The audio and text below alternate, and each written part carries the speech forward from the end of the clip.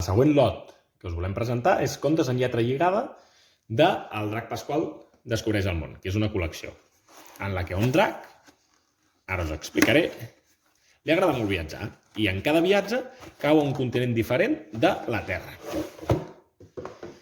Òbviament, doncs, és una col·lecció de 6 contes, un per cada un dels continents. És una col·lecció progressiva. Això vol dir que també el número 1 té un nivell més fàcil de lectura que el número 6 de la col·lecció. En cada volum, el drac Pasqual viatjarà a la Terra d'una manera diferent. I com ho farà? Doncs des de Dracum, que és el seu planeta. Una vegada aterri a la Terra, aterrarà a un continent on sempre haurà d'ajudar-hi algú. En aquest cas, el número 1, que és l'Antàrtida, doncs ha d'ajudar uns pingüins que s'han refredat. I com que és un drac que és molt petit, però que està aprenent a fer foc, doncs s'hi esforça al màxim per tal de poder-los escalfar.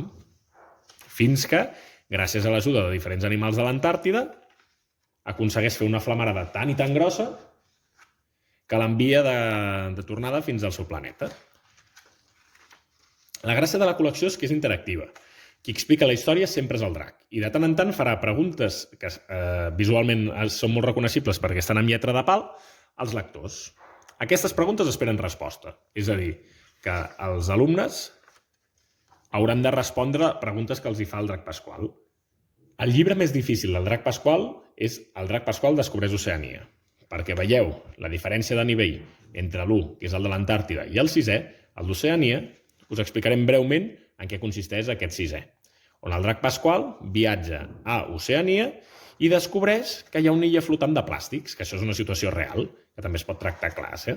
Aleshores, el drac Pasqual ha d'intentar ajudar els seus nous amics d'Oceania a resoldre aquest problema. I ho farà portant solucions.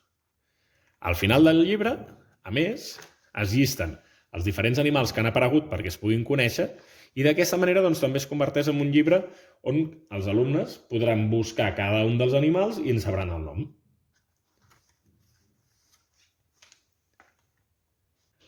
El paquet del drac Pasqual, a més, inclou una guia de lectura gratuïta que treballa la comprensió lectora i valors i un vídeo disponible per conèixer l'autor. Tot això és descarregable gratuïtament a través d'aquests codis QR.